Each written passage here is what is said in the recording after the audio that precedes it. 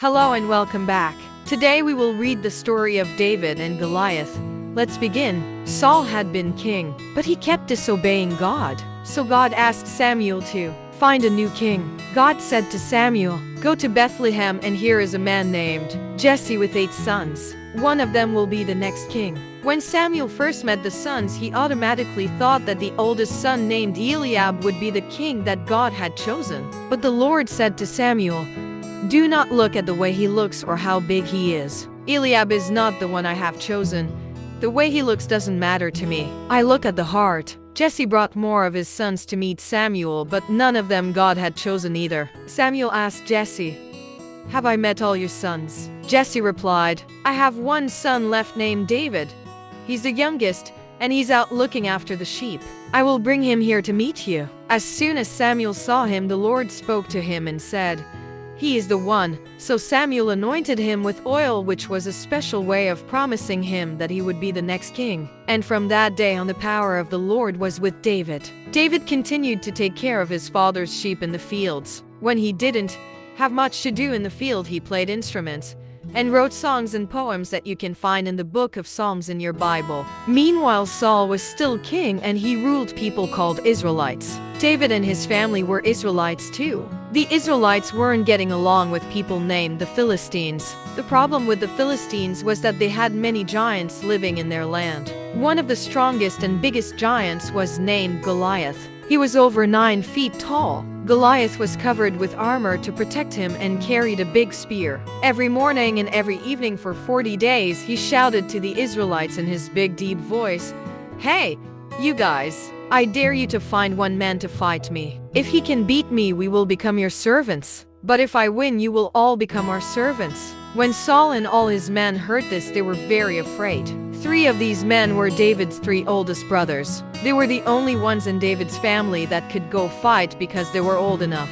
Now David's father Jesse heard about the giant and was worried for his sons.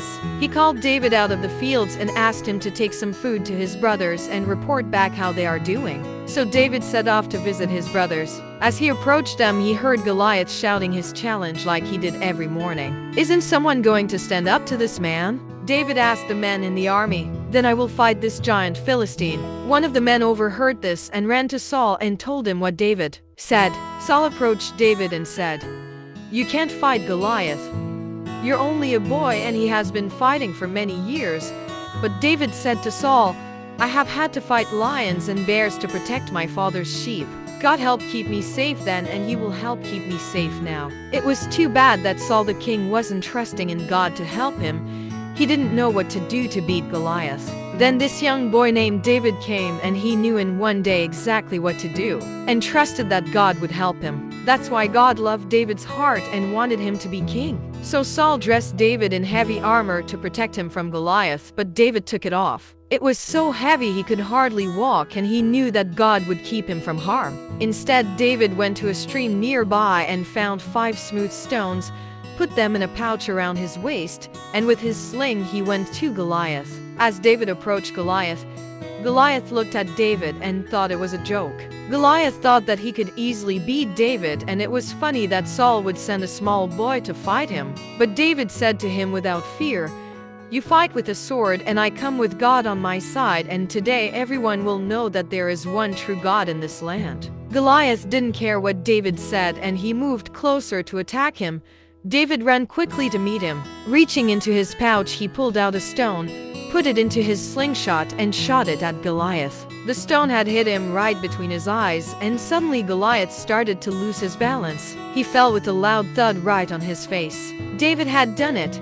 He beat the giant Philistine. When the rest of the Philistines saw this, they ran away, and David became a hero to all the people in Israel. Please like, share, and subscribe in the channel to watch more videos. Thank you.